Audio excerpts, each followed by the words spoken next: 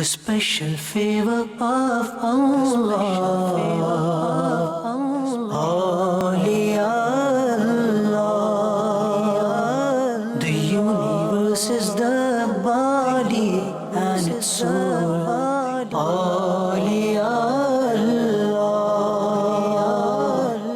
Awliya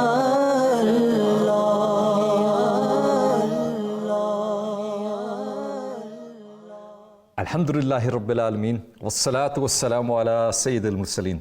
Amma ba'd, fa'awudhu billahi minash shaitanir rajeem, bismillahir rahmanir rahim. As-salatu wassalamu alayka ya Rasulullah, wa ala alika wa ashabika ya Habiballah. As-salatu wassalamu alayka ya Nabiyallah, wa ala alika wa ashabika ya Nurallah. Viewers of Madani Channel, welcome to our special program, Yesterday, Today and Tomorrow.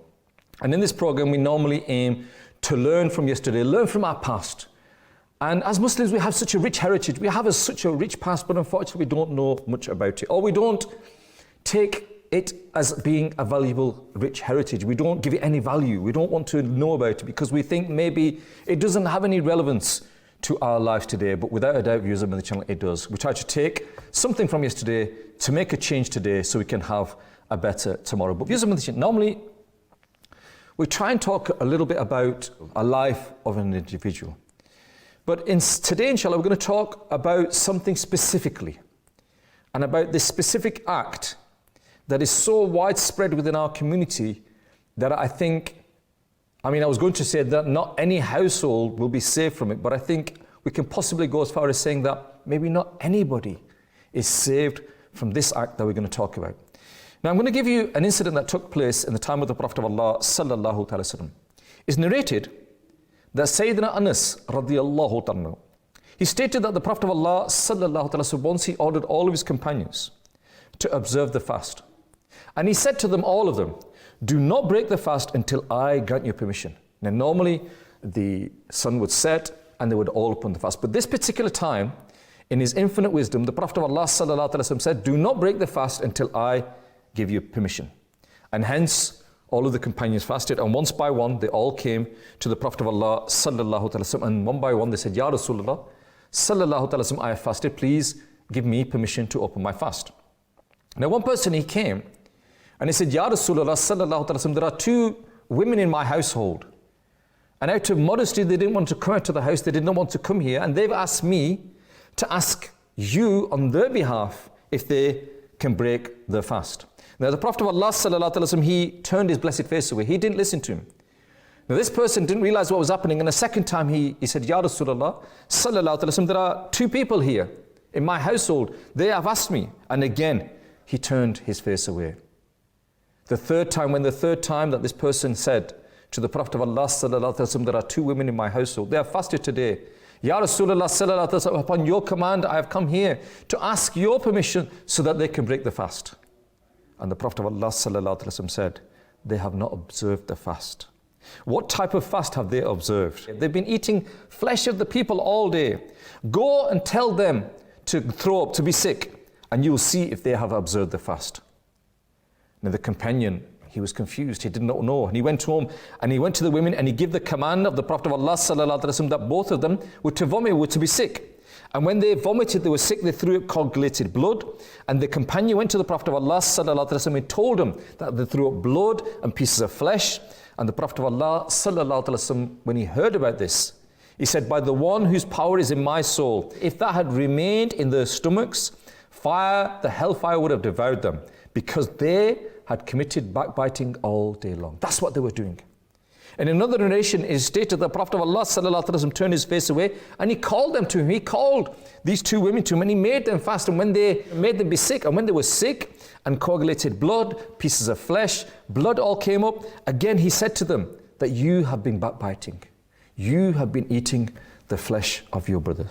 Now this is what we're going to talk about today, viewers of the channel. We're going to talk about backbiting. And it's such a huge sin within our society that we don't even realize we're doing it, to be honest. And a lot of people won't even realize. Before we actually get onto the topic of backbiting, I just want to relate a little bit about that particular hadith as well. And it's narrated in various sources. That from this hadith, one thing we also see, but before we talk about backbiting, is that the unseen knowledge of the Prophet of Allah sallallahu alaihi wasallam. The Prophet of Allah sallallahu alaihi wasallam knew that these people had been backbiting. Afterwards, these women agreed that they'd been sitting together and all day long, they'd been talking about people, they'd been backbiting all day long, and he knew this. And this was the knowledge that the Prophet of Allah sallallahu alaihi wasallam had been given. So what is backbiting, viewers of Madani Channel? How do we define backbiting, this huge sin? First and foremost, I'm going to give you a definition, but I would also advise you at this moment that to understand how severe the extent of backbiting is, Amir al-Sunnah, the founder of Dawat Islami, he wrote a huge book on this particular topic, 522 pages in the English translation, called Backbiting, a Cancer of Society. And that, to its, the fact that it is such an extensive book will give you an idea of how extensive or how widespread this particular disease is, when it's got, it needed 500 pages plus to cover all the aspects of backbiting. And maybe even in that, everything's not been covered. But I think it's very important that as families you are watching now, I would advise you to go on our website, www.dawatislami.net, download this book and start to read it as a family. In this book it states that Mufti Amjad Ali Azmi, rahmatullahi ta'ala, stated, he's defined backbiting as backbiting is to mention someone's fault in his absence in order to disparage him. In another quote it stated that Sheikh Imam Ahmad bin Hajar Maki Shafi rahmatullahi ta'ala stated that the honourable scholars concur that backbiting is to mention any shortcoming that the person possesses, whether the fault is in his non-practice of religion, worldly affairs, personality, character, wealth, children, spouse, servant, slain, imama, demeanor, mannerism, clothes, smile, lack of common sense, rudeness, politeness, and anything related to him. And examples of backbiting about others' appearance are he is blind, crippled, bald, midget, lanky, black, yellow, whereas statements such as he is corrupt, thieful, deceitful, oppressive, lazy in offering salah, etc. These are all examples of backbiting. And the Imam has further mentioned, it is said that backbiting is as sweet as dates and as sharp, as exhilarating as alcohol. May Allah Azza wa Jal protect us from this evil. May He fulfill His rights with His mercy and compassion, and those that we have may violated, may Allah Azza wa Jal protect us from them. So backbiting basically, viewers of Madani Channel, if you talk about someone behind their back, to make it easy for you to understand, and if them words were sent in front of them, it would hurt them. Now you may say, well, no, it won't hurt them. I've said it to their face. How do you know it doesn't hurt them? People will say, oh, he's got a squint. Yeah, I told him to his face, you got a squint. Do you think he likes being told to his face? That is a slander where you're saying it to his face. You're hurting his feelings. But to say it behind his back, to saying it behind his back, when you're saying it in front of his face, you're hurting his feelings. Behind his back is backbiting. And I think what happens is nowadays, with any conversation that we have, whenever we want to speak to each other, whenever we want to talk to each other, we start backbiting because we have to exaggerate things. We have to talk about people. We have to have a conversation. We feel that we need to talk. Yeah? We need to be part of the conversation. We can't just remain silent. And the pious predecessors of the past, and this is why we want to know how our pious predecessors lived, how the lives they lived. There was one such companion of the Prophet of Allah sallallahu alaihi wasallam, and he said that, when a question was answered in a gathering, he said that, I wanted to answer that question more than a thirsty person wants to drink water. But I would refrain from doing so because I felt that maybe I might say something that I will be held accountable for on the Day of Judgment that was not required to be said. And so, controlling our tongues and limiting what we say is something that we don't do. And maybe here, even on Madani Channel, maybe I'm sometimes speaking very quickly. And what happens is the mufattish, afterwards when they're checking it, they say, Halabai, you made this mistake. And the reason why I made that mistake was because I'm rushing. And we shouldn't rush. And this is a fault of mine as well. And so we should really be careful about what we say, when we say it, how we say it, and what actually we're saying as well. Because depending on what we're saying, because sometimes what also happens is we exaggerate what we say. That can be turned into a lie. We gossip as well, which again is a sin. We slander as well people behind their backs. We backbite them behind their backs, hurting their feelings. And all of these things, you might get a few laughs off the people that you're talking to. They may think, wow, that's a fantastic story. But what's happening is your sin meter is counting up. And each one of these acts you're going to be held accountable for on the Day of Judgment. And that's something, as Muslims, we need to be very wary of. That these things are going to happen to us. And in the remainder of today's program, we're going to try and just give you some examples of what backbiting is, so that maybe, you will understand it. There was an example once where a person came home, he'd brought some cloth, and the wife at home, when she saw the cloth, she said to him that shop owner has deceived you. He's tricked you. And this person, he got so angry that he divorced his wife on the spot. And when he was asked later why, he said that the reason why is because that woman has committed that sin, and on the Day of Judgment, it is said that a person who backbites, the sins of the other person will be transferred to you, and your good deeds will be transferred to him. And he was afraid of that. Now that's an extremity. I'm not going to say to you here today that if any one of your family members is backbiting, divorce them. Don't do that. But what I'm trying to say to you is that we need, as Muslims, that if someone commits these sins, then we need to try and rectify them and stop them. If you tell someone that, you're doing this wrong, that you're making a mistake here, that you're committing a sin here, then hopefully, inshaAllah, they'll rectify it. Because half of the problem is not knowing that there's a problem. If you do not know that you've committed a sin, if you do not know that you've done something wrong, then it in itself becomes a problem.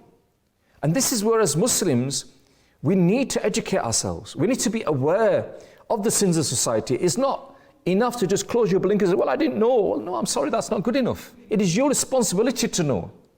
When you live your life and you grow up and you go to school and you go to college and, electricity bills start coming to your home and your gas bills start coming to your home and you don't pay them, you can't say, well, I didn't know I had to pay them. I didn't know I had to pay council tax. I didn't know I had to pay my gas bill. I didn't know I had to pay my phone bill. I didn't know that I had to go to the speeding limit. You're not going to get away with it. If you're caught speeding on the motorway doing 100 miles an hour and the policeman stops you and says, you're doing 100 miles an hour, do you know it's against the law? And you say, well, I didn't know. What do you think he's going to do? Acha, you didn't know. Okay, well, in future, I'm letting you know now it's 100 miles an hour. Please, you don't do it again. That's not going to happen. That's not going to happen. You're going to get fined. You're going to get your points on your license. So this lack of knowledge or this lack of saying that I didn't know this is not good enough. So in the same way that when you start to drive a car and you learn the rules, you learn the laws of the land, whichever country you go in, you first of all find out the law of that land. You find out, is it on the right-hand driver speed? Is it on the left-hand? What happens at traffic lights? What are the speeding limits? You may be driving in a country in Europe for the first time. The very first question you will ask is, what's the speeding limit here? Okay, so you know the limit. You know what you've got to do. You know all these things, and you ask all these questions. In the same way as Muslims, every aspect of our life, our deen has guided us. The Prophet of Allah sallallahu alaihi wasallam has guided us. Allah Azza wa Jalla in the Quran has guided us. That guidance is there. That rich heritage is there. The Quran is there. All of them things are there. It is our responsibility to become aware of what we should and what we should not do. To try and do those things that we should be doing and to refrain from those things that we should not be doing. So this is our responsibility. We cannot pass the buck on to anybody else. We cannot blame anybody and say, well, I didn't know. That's not good enough. So inshallah, for the remainder of this program today, inshallah, viewers of the channel, we're going to talk, give you some practical examples. And I think once we start giving you practical examples under these scenarios that we're going to give you today, then maybe if you read the book one, it'll give you many, many other scenarios. But at the same time, you'll start to think, and this is what I want you to do, viewers of the channel. I want you to start thinking that the examples that we've been given today, I'm in this environment. What are the similar environments? What are the similar scenarios? And I'd like you, to actually come up in your mind lists of things that you think, could be backbiting. And inshallah, try and refrain from them. So we're now going to go to one of the packages of the day, inshallah. When we come back from the package, we'll start giving you some practical examples of backbiting and we'll discuss them as well. So let's go to the package of the day. Sallu ala al-Habib, sallallahu ta'ala ala Muhammad, sallallahu alayhi wa sallam. I had repented sincerely from committing sin of backbiting. But during conversation, other person backbited. And I heard that, will it affect spirituality and essence of my fasting? Doing backbiting is also a sin, and listening to it is also a sin. Because the one who's backbiting the other person is actually committing oppression. He is degrading him. And the one who's listening to the backbiting is seeing someone being oppressed, but is acting like a silent spectator. And he thinks to himself that I'm not saying anything to him, I'm not bothering him or causing harm to him. Provided that he is capable of stopping the other person. So in this case, he is culprit of not stopping the other person. Therefore, both of them are sinful. And in relation to backbiting, it is stated that it removes the spirituality of the fast. Now, sins committed outside Ramadan are also sins. And now to commit a sin in Ramadan, and that too whilst fasting. Committing a sin in Ramadan is more severer than committing sins in other days. And sinning whilst fasting is even severer than that. Since listening to backbiting is also sin, hence it is a very severe matter. Once upon a time, when two fast-observing people finished their Zuhr or Asr Salah, then the knower of the unseen, the Holy Prophet ﷺ said, both of you perform wudu and repeat your Salah and complete your fast and make up for this fast the following day. They humbly asked, O Messenger of Allah ﷺ, why are you giving this command? He responded that you backbit so and so person. So this serves as warning for backbiting. There has been so much strictness in this saying that keep the fast again and repeat the salah as well. And make up for the fast as well. The Holy Prophet ﷺ commanded them to do so. He is the owner of commands. He may issue whatever command to whomsoever he wishes. There's a lesson for us as well in this, that if we ponder upon our state today, reflecting upon our surroundings, then we will realize that backbiting has become our favorite hobby. Unfortunately, it is as if there's no life without backbiting. That's how common it is. And due to lack of knowledge, we don't even realize that we are backbiting. Many people are heedless of the fact that backbiting is going on, that they are backbiting. So whenever someone's negativity is being mentioned in front of you, the other person is being spoken ill of, then the person should straight away become cautious. Just consider it to be signs of danger for yourself that are alerting you, keeping you on your toes to be cautious of backbiting. And at times it happens. And at times there's also a need to highlight the negative element. It's permitted if there's a need, but only as per one's need. So we at times indulge into backbiting. May Allah Almighty protect us from backbiting. Sallu ala al-Habib sallallahu ta'ala ala Muhammad sallallahu alayhi wasallam. You know, as I was watching that clip of Amir Sunnah, and it was dubbed here in the UK by the brothers here, you know, it made me realize that, you know, myself, if it was not for Amir Sunnah, I would never have known what backbiting was. And I think a lot of people don't even realize this terminology of backbiting. And I remember many years ago, I was coming back, I was traveling from Pakistan, and in my diary I had some notes about backbiting. And, you know, the security checks had taken place, and they asked me to open up my bags, you know, the small bag that I had. And when they opened up the bag, they pulled up my diary and they kind of like just flicked it as you normally flick a book. And they flicked it and opened it on one page, and it had backbiting. And the security officer said, "What's backbiting?" And I said, "Do you not know what backbiting is?" And he said, "No." And I explained to him. He said, "Oh, right. So according to your religion," I said, "Yeah, it's a sin to backbite." We said, "Well, yeah, nobody should be backbiting." And again, it made me realize that, you know, we don't realize that, you know, what backbiting is, and we do it, you know, all the time without even thinking. And, you know, like I said, Amir Sunnah has taken a valuable time of his life to write this book in the Urdu language, Ghibat Ki Tabah Kariyan, and it's been translated into English, Backbiting, the Cancer of Our Society.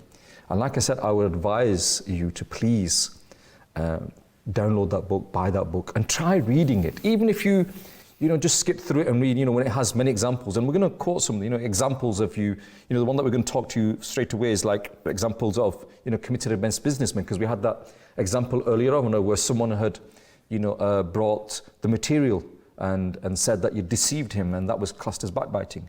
So, you know, if you read the examples, then inshallah you'll start to get some sort of an understanding of actually what backbiting is. And I'm just going to give you some examples now of, you know, backbiting when it comes to businessmen, for example. Using the, you know, if you say, "He tricked me," he's a cheater, he's a trickster, he robs his customers, he marks up his goods, he puts his profit margin up too much, his goods are the most expensive, they're too expensive, he practices fraud, he does fraud with people, he mixes counterfeit products with the originals, he sells counterfeits, he sells seconds, He lures his customers in by flattering them, by sweet talking them. That's how he gets his customers in. He's a greedy person. He's the last one to close his store. He's that greedy that he closes his store last. He stretches his cloth while measuring. So when they get the measuring stick out, he stretches it so that it fits there, so that he doesn't have to give as much cloth. He buys on credit but does never pay it, and it's not easy to get our debts from him. We struggle to get our money back off him.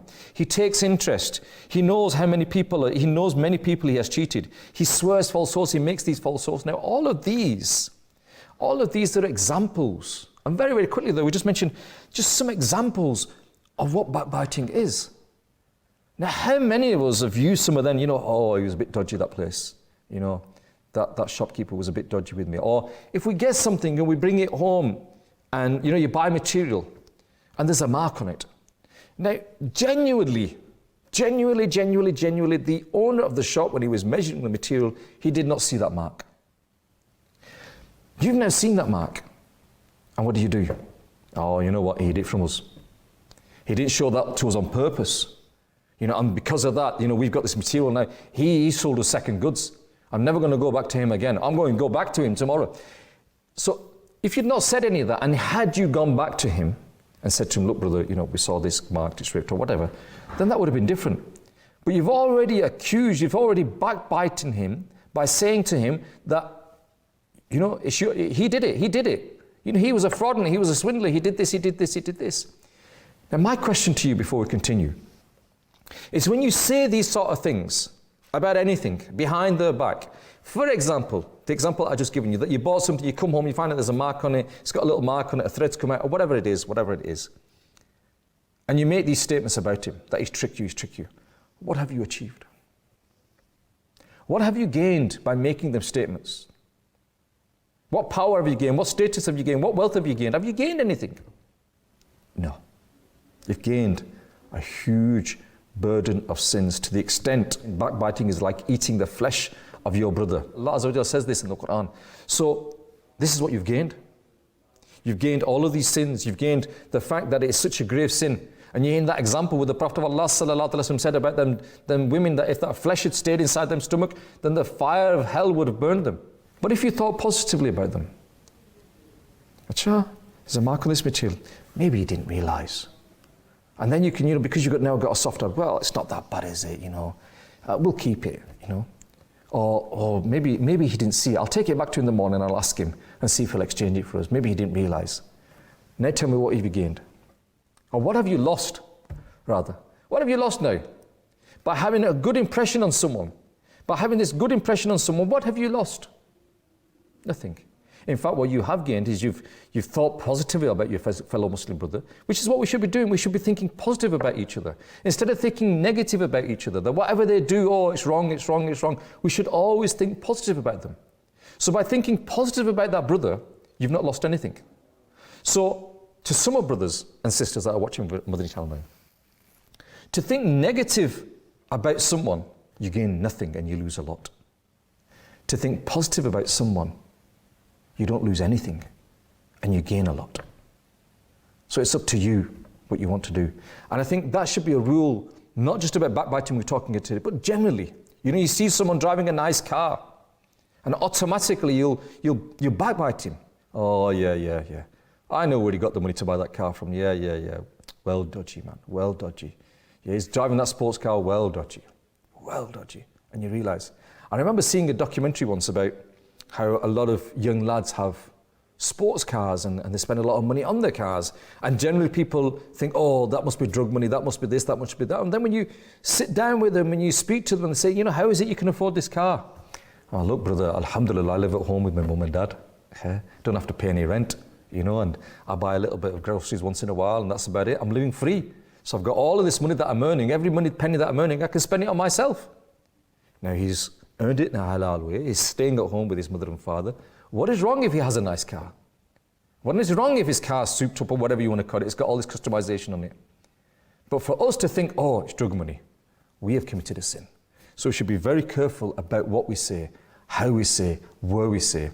And we should always think positively about our brothers as well. Another example, we talked there about the example of the businessman. What about your people that are working for you? You have people that are working for you.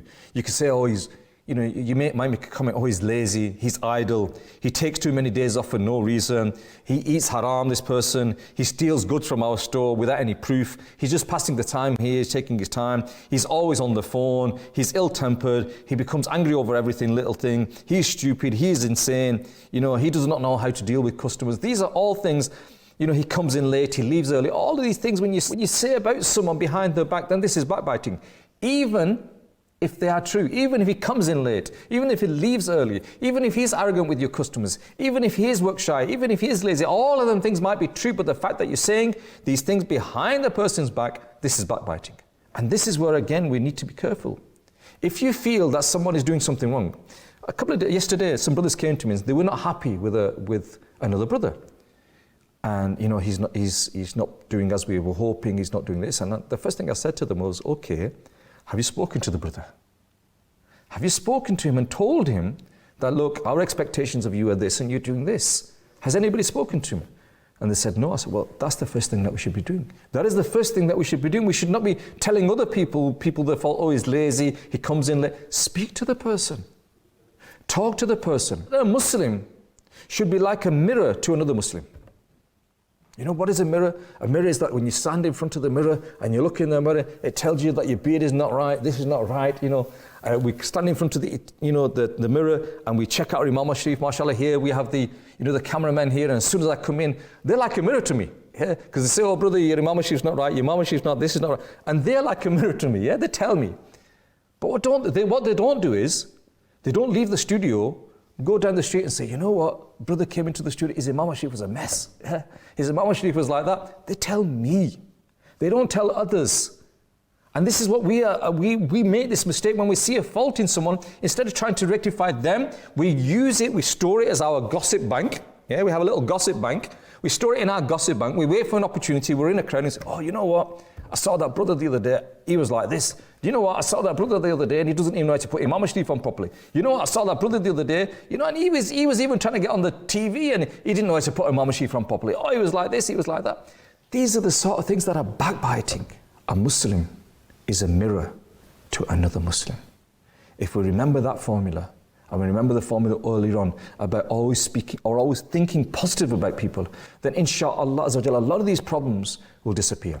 We're going to take a small break now, inshallah. We've got the kalam of the day, inshallah. And when we come back from the kalam of the day, we're going to give you some more examples of backbiting. Let's go to the kalam of the day. Sallu ala al-Habib, sallallahu ta'ala ala Muhammad, sallallahu alayhi wa sallam. से उतारो राह गुज़र को खबर ना हो जिब्रील पर बिछाए तो पर को खबर ना हो. O Prophet of Allah, alayhi salatu wassalam, let us pass over the bridge of Sirat without the path even realizing it. As Jibreel alayhi salam spreads out his wings without his wings even realizing it. Jibreel par bichhaye to par ko khabar na ho. Kaanta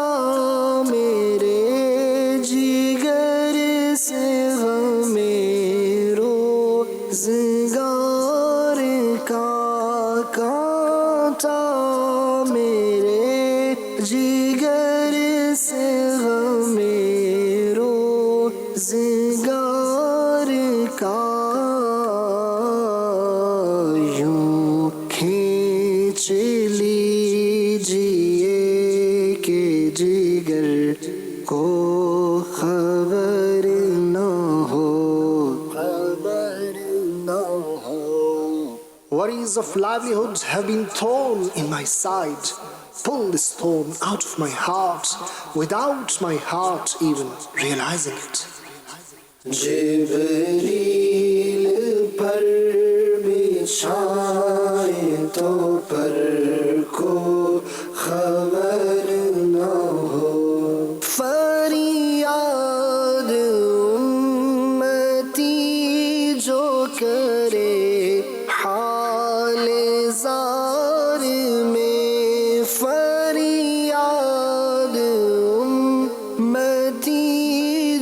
کرے حال زار میں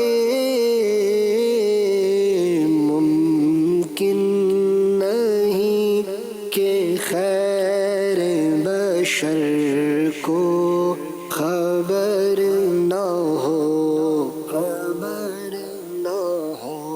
When an individual from his ummah calls upon a need, it is impossible that the best of creation, alayhi salatu wassalam, remains unaware of the plead. Jibreel par bichhaye to par ko khabar na ho.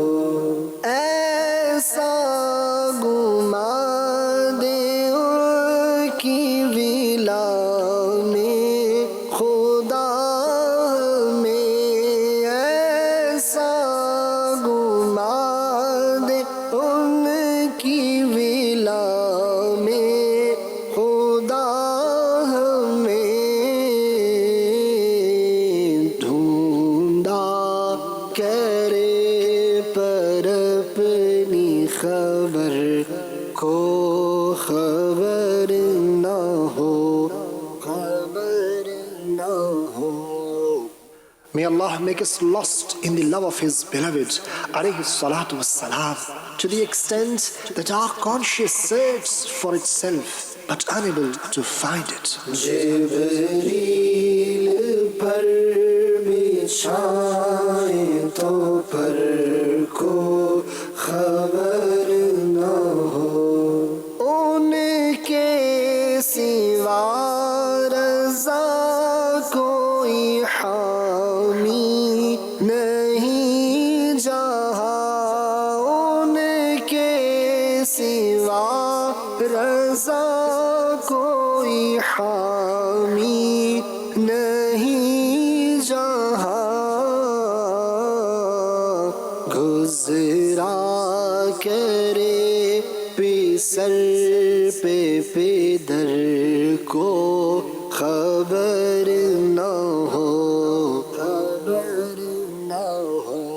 No one will help except him alayhi salatu wassalam.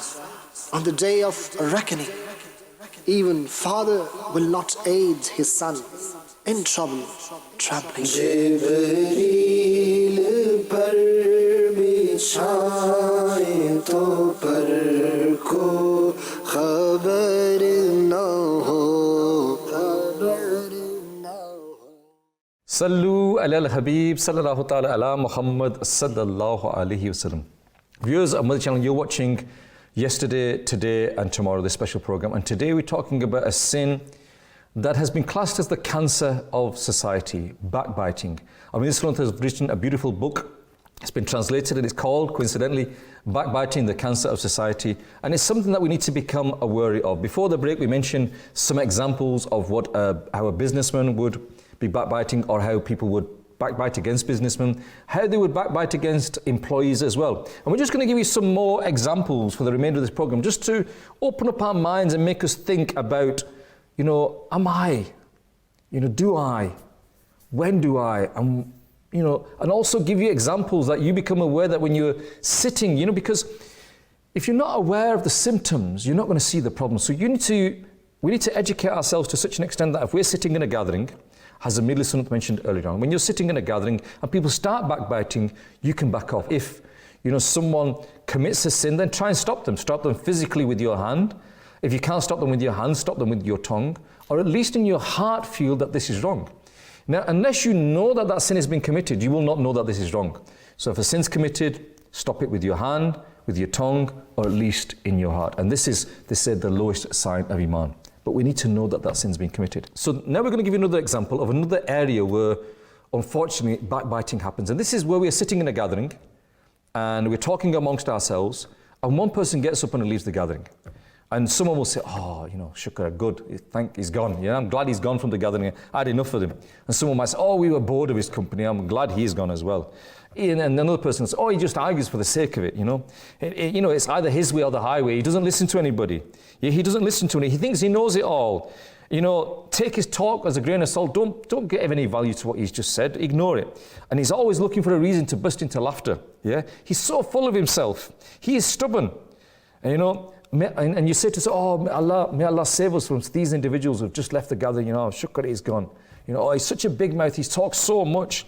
He spreads news everywhere. He's such a gossiper. He blurts out everything. He never keeps it. Whatever you said in front of him, now watch it will spread. You said something to him, now it will spread everywhere. He's such a gossiper. Next time he comes, change the topic because he's such a loudmouth.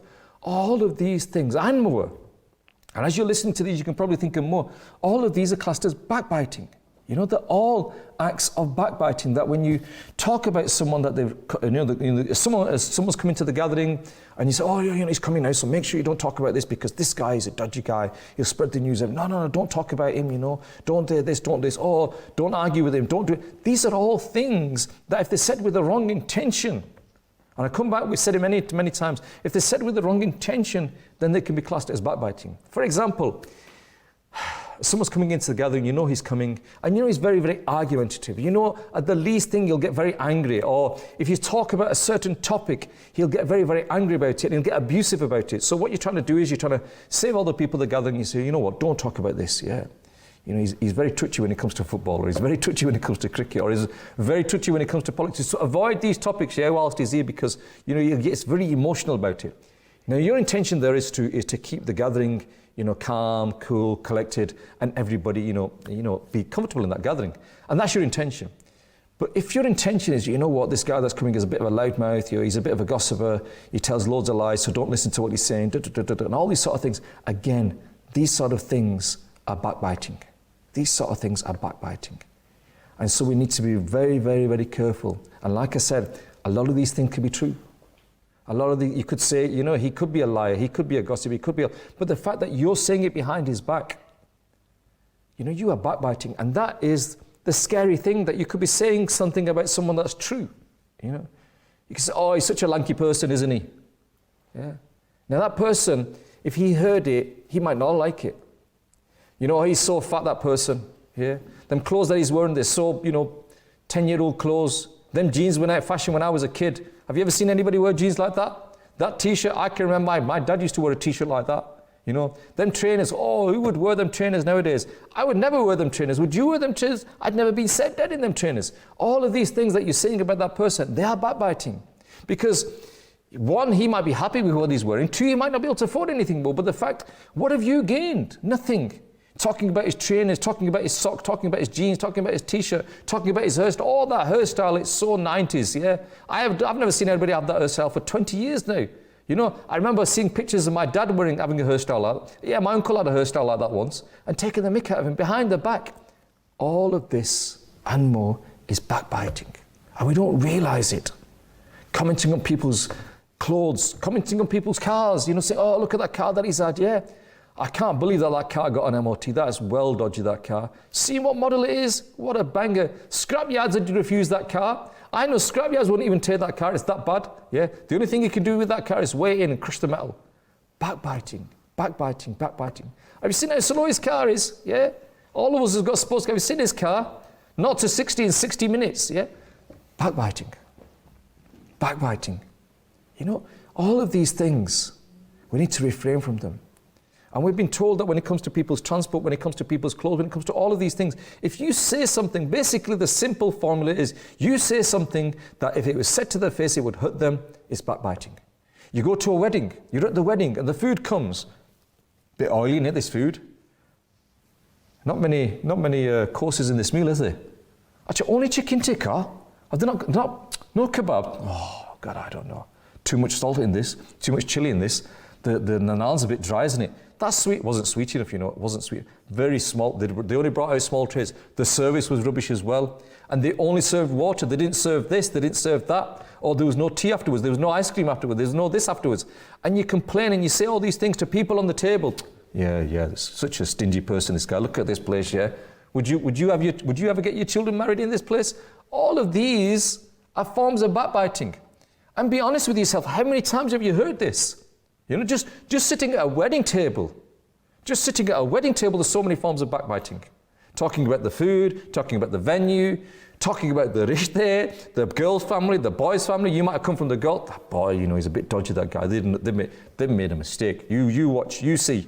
6 months, they'll be in a court, them people. They'll be going through a divorce within 9. You mark my words. And you know what kind of, you're supposed to be giving dua to the new couple, and here's you giving up a dua that, in 6 months they're going to be divorcing each other, right? Do dua for them.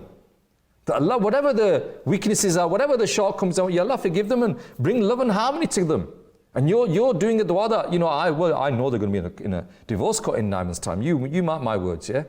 That imam, shouldn't have called that imam. He's not a very good imam, you know. You're backbiting against the imam now. Yeah. Oh, he did that tilawat. You see how many mistakes he made in that tilawat? Oh, you don't know. Yeah, you've not. I've studied. I know he's made loads of mistakes in that tilawat. Yeah, I know. Yeah. Why are you saying these things? Yeah. Oh, the imam is a hypocrite. You know, the chef, the guy who cooks this food, well dodgy, this guy, you know. This place is used for, you don't know what this place is used for, brother. It's used for this, it's used for this. All sorts of things happen in this place, you know. Why? Why are you saying all these things? Why are you bringing all these things up? And so just having a simple meal at a wedding, attending the wedding, doing dua for the newly married couple, may Allah Azza wa Jal pour love in their hearts, and as a result of that, you backbited all the way through. Yeah, the tables aren't good. These chairs are a bit dodgy, aren't they? You know, yeah, they've gone for the cheaper chairs, haven't they? They've gone for the cheaper table. Decorations as well. Yeah. You know what they have? They have like a bronze package, a silver package, a gold package, and a diamond package. They've not gone for any of them packages. They've gone for the skinny package. Yeah, they're the stingy package. They've gone for that. Why are you saying all these things? Yeah. You know, oh, this guy's got loads of money. I think it's his only daughter, it's his own son, and he's like this. Look at this. He's not spent much on this wedding, has he? Yeah. He's only got one child, and look what he spent on this wedding. He could have done this. He could have done that. He could have done this. Why are you saying all these things? What are you achieving by saying all of these things? So just sitting at a wedding, going there, eating a meal, yeah, meeting old friends, doing dua for the couple, meeting some of your relatives, you know, and as a result of that, and then, I'm just talking generally from the brother side here at the moment. Think about what happens on the sister side. You seen that makeup? Yeah, well dodgy, that makeup. You know, that gold, it's artificial. It's not real gold. It's not real gold. I know, it's not real gold. Yeah. And you see that dress, they got it from, not a proper dress that. They got it from that store there. They do shoot seconds, yeah. It's not a very good dress. Normally that kind of dress would be costing it. They got it cheap. Yeah, or they did this. Them shoes that girls were not very good. Look at the stage, all of this gossiping, all of this backbiting. Sisters, brothers, go to a wedding, do dua for the people that are there. Why are you, as a result of going there, yeah, it's probably better for you not to go there if you're going to commit all these sins. You know, you're backbiting about the hall, you're backbiting about the chairs, you're backbiting about the tables, you're backbiting about the food, you're backbiting about the catering staff, you're backbiting about the owner of the place, you're backbiting about that place, you're backbiting about the clothes of the groom, you're backbiting about the clothes of the bride, the makeup of the bride, the clothes of the groom, whatever they're doing, what they do, what they don't do, everything. I'll tell you, then you start backbiting about, you know what they put in the contract? Oh, in the Nakarnama, they've put this in. They put that in. They put this shariah, this condition. Why are you telling people? Why are you telling people? Oh, you know the girl, she was married before. Do you know the boy? He was married before. Yeah, he's got a kid from another girl. They divorced about 6 years ago, but he's still got another kid there. Yeah, I don't know if they know or not. Maybe I should tell. Not your job. Then the car's happened now. Yeah, don't backbite. Don't commit these sins. And this is just one small incident in a routine that probably happens in our lives, maybe once a month, once every 6 months. We go to a wedding and just think of the amount of backbiting that's taking place in that. You know, they say that the people of the past, they could smell sins that were coming from people's mouths. And they say that people today, they can't smell it. And the reason why they can't smell that foul smell as a result of backbiting is because we're immune to it. And we're immune to it in the sense that if you go to a place that sells itar, Yeah? And you walk into the shop and you smell beautiful ittar, but half an hour later you can't smell anything because you become used to it. In the same way, you're in a place where there's a dirty smell, then your nose becomes used to it and you can't smell it anymore because it just becomes normal to you. In the same way, this foul smell of backbiting is all around us and we can't even smell it because we're engulfed in it. We're engulfed in it. We've just got one more package in for you, inshallah. We're going to go to this package, and then when we come back, we're going to give you some more examples of backbiting, and hopefully we can develop this mindset and realize that this is a grave sin, and we'll try our best to refrain from it. Let's go to this final package. Sallu ala al-Habib sallallahu ta'ala ala Muhammad sallallahu alayhi wa sallam. On the night of Mi'raj, our beloved Prophet sallallahu ta'ala alayhi wa alihi wasallam witnessed many unusual things and witnessed many horrible scenes as well. In one scene, it is mentioned that the Prophet sallallahu ta'ala alayhi wa alihi wasallam witnessed a group of people that were scratching their own faces and their nails were made out of copper. And when they were scratching their faces and their bodies, their skin would peel off and they would cry in pain. And the Prophet sallallahu ta'ala alayhi wa alihi wasallam asked Jibreel alayhi salam, "O Jibreel, who are these people and why are they scratching themselves like this?" And Jibreel alayhi salatu wasalam replied, "O beloved sallallahu ta'ala alayhi wa alihi wasallam, these people used to backbite against the Muslims and they used to disrespect and dishonor their respect as well. And therefore, this punishment has been given to these people. They should learn a lesson from this." Alhamdulillah Azza wa Jal, as Muslims, we all understand how important it is to have a good respect. You know, we all want to be respected. As they say, the way I want to be treated myself, we need to treat others as well. If I want to be respected by the people, then I need to give respect to other people. But sadly, you see in our communities today, in our homes today, and sadly in our masajids today, people will sit down, groups of people, and they will talk about someone behind their back. They will talk about his, dishonoring his respect. They will talk about his family. They will talk about his clothing. They will talk about anything that they can find about that person. This is not a good trait of a Muslim. A Muslim is he from whose hands and tongue other Muslims are free. So please, let's all do tawbah, repent from our sins in the court of Allah Azza wa Jal and try to be pious Muslims. Sallu ala al-Habib sallallahu ta'ala ala Muhammad sallallahu alayhi wa sallam.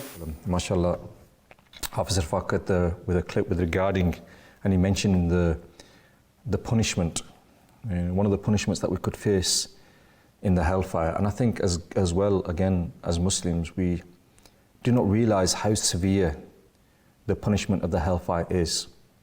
As someone beautifully put it to us, he said that if all of the trials, tribulations, pain, diseases that occur at this moment in this world, at this moment, there's 7 billion people. If all of that pain that everyone is facing as a result of whatever they are, the illnesses that they've got, if all of that was put inside one person, can we even imagine the suffering that one person would be facing? And he said that the suffering that one person would be facing would be less than the smallest, the least punishment in the hellfire. So, we need to educate ourselves about this. And I'm just going to give you some more examples, and I'm going to give you something I saw with my own eyes that I want to share with you before the end of the program.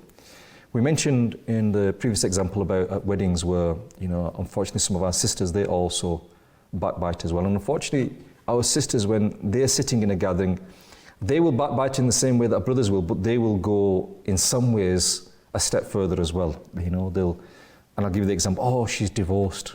Oh, she's got a long talk, she gossip. Oh, she doesn't let her husband stay in peace, she's always giving her husband grief. Oh, she's so disrespectful to her husband. Oh, well, she's no decency, that woman, yeah. It seems that she will only rest, she will only have peace once she gets a divorce, other than that she's not. She's always giving grief to her daughter-in-law. She treats her daughter-in-law like a maid, yeah. She even beats her daughter-in-law.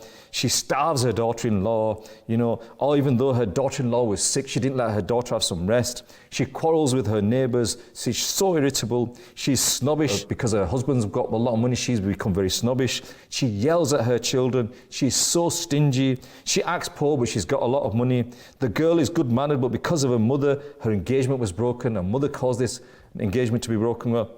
She's getting older, but no one is getting her, no one wants to marry her. There must be something wrong with her. Her daughter has become a teenager now, but she doesn't make her daughter stay at home. She's got 2 daughters married, but she didn't invite any of the neighbors. She didn't invite us to the wedding, and she has left her in-laws and has gone back to her parents' house. Now, these are just examples of, and like I said earlier on, every one of them could be true. Every one of them examples could be true. I'm not saying that these things don't happen. Every single one of them could be true. But you have no right and no reason to pass that information on to others unless you want to face the punishment of the hellfire. Unless you want to face that punishment where you're scratching your flesh off you. If you want to face that punishment, nobody wants to face that punishment. We need to refrain from this. And I think what I want to share with you today is that you need to be aware that these sort of things happen in whichever gathering. And so when you are sitting in a gathering, when you are sitting with people, then think to yourself, is this right? What he just said. Now, even to the extent that you can backbite about people's piety. You can backbite about people's good deeds as well. For example, like, he never offers the hajjat. Why are you saying that? It's true, he never offers the hajjat. But the fact that you told someone, you're backbiting. Maybe he doesn't want anybody to know that he never offers the hajjat. And anyway, what have you gained? Oh, on the day of Ashura, the fast, he never offers that fast. You watch. Next time he comes, when that fast day comes, he won't be fasting. He doesn't offer Salat al-Shraq, Just, our being. He doesn't offer all these. He doesn't do them things. He doesn't do the thing. One, it's not farz, all these things that we're just mentioning now. And even if they are, why are you mentioning these things? Again, why are we achieving this? He will never offer nafil praise. This person doesn't offer nafil praise. Yeah, he calls the food which is served to people with the intention of presenting it, the sawab to the pious predecessors, as a blessing, and he's always there to eat it. However, he never donates any money for it. So he comes and he eats the langar, but he never gives any money for it. Are you serving langar? Are you in your masjid or in your place, wherever you're serving it, to those people that have donated? Or is it for everybody? Why are you picking it? Oh, he's always there for the food. That's the only reason he comes. He just comes for the food. Even if he does, so what? Have you made that food for specific people? Have you given a membership club that you say, oh, unless you get a membership card, we're not going to give you? Then all well and good. But if the food is for anybody, then why are you complaining if he turns up? It's for everybody. Isn't that person everybody? Why are you complaining? Yeah. He never, this person, you might say that he's attached to the Islamic. He never travels in the Madani Qafla. He never fills in his Madani Namat. He never does this, he never does that. Why are you saying that? Why are you saying that? Sisters might, she never fills in the Madani Namat. Oh, she wears the headscarf here, but when she's not in the Ijtima, you see she's uncovering her hair, she's walking around like this. Why are you saying that? What are you achieving by saying on this? And have you listened to his tilawah? It's not very good, is it? He's not passed his test. That's why. Why are you telling people this? Why are you telling them? You might read the namaz behind someone, unless the mistake that the Imam Sahib made is such that the namaz needs to be repeated. Why are you exposing it? Did you see that? Did you see what he did? Yeah, do you see that? That wasn't according to the Sunnah. Well, it was still acceptable. His namaz was acceptable. Why are you exposing it? All these things. He only comes to recite Naats when everybody's there. At the beginning, he's never there. Because there's only a few people at the beginning. You always see him at the end when the crowd's full, and then he turns up. And he waits for that time. And he waits for there's a lot of people that are there so that he can get the most money, or he waits for the amount of people that he can get most praise. He never turns up at the beginning. He's always late. Why are you saying all these things? All of these things and so much more are forms of backbiting. My dear viewers of the channel, we've just given you in this last hour just some examples of a few instances where so much backbiting can take place. And I want to share something with you. Viewers of the channel, if you watch Madani Channel, you'll see that alhamdulillah we have Nigrani Shura Haji Imran Atari. May Allah Azza wa Jalla bless him and keep his shadow upon us. And he's a very eloquent person. He's a person that can think on the spot, and very, very rarely. I've never seen him struggle to reply to someone except for once. And I'm going to share that with you. You know, you've probably seen him in examples where he's talking to youngsters. They turn up, they've got clean shave, they've got jeans and the t-shirt, and they'll talk about these questions, and he'll be able to explain the answers to them. I remember there was one gathering, he came about 2 years ago, and I think this gathering was, from memory, it was in Birmingham. And it was in a mixed community, so there were Africans there, Somalians, Sudanese there, all these people there. And he, for about half an hour, 40 minutes, he talked about backbiting. And at the end, he mentioned, you know, Dawah Islami, that this is what Dawah Islami is doing, this is what Dawah Islami is doing. And he said, you know, have you got any questions about Dawah Islami? He wanted to explain the organization to someone. There's this young lad, maybe about that eye, maybe 8, 9, and he stuck his hand up. And so Nigrani Shuru, mashallah, with the compassion that he has, the love he has, he said, Ji son, beta, what do you want to ask? And he said, why do people backbite then, after everything that you've just said? And I looked at Nigrani Shuru's face, and he was stunned. He was stunned, you know, as if like, what's happened here? You know, this is a question that he never expected that anybody would ask, that why do people backbite them? And for a few seconds, you could see on his face that he didn't know what to say. And then, you know, he said that, you know, beta, people maybe don't realize, you know, the sin that they're committing. They're not aware of this. And that's why we're here today, to tell people about it and everything. But it dawned on him that, you know, people have this knowledge. And we've, you know, I have this knowledge, you have this knowledge, we're giving you this knowledge now, but still are we going to carry on backbiting? So we need to be very, very careful with our words. And one final thing I want to leave you with, even though I'm running out of time. I remember once there was a doctor, he went to a hospital, and there was a male ward, and all the people there were in for gastric problems, some stomach problems, ulcers, whatever. And this guy was a homeopathic doctor. He went to visit his friend, and he came out to the ward, and he went to see the doctor, and he said that my friend is sat there, next to him there's a patient, and I'm a doctor, but I've never seen that illness before. Can you please explain?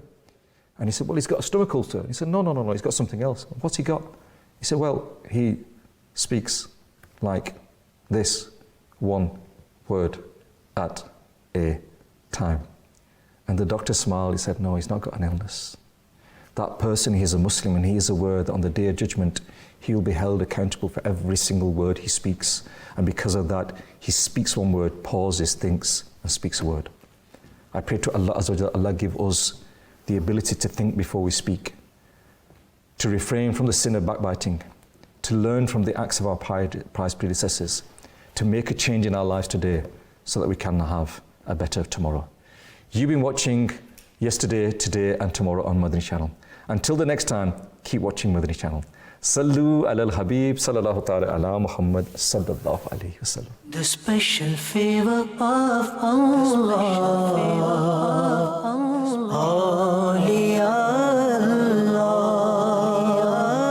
The universe is the body and its soul.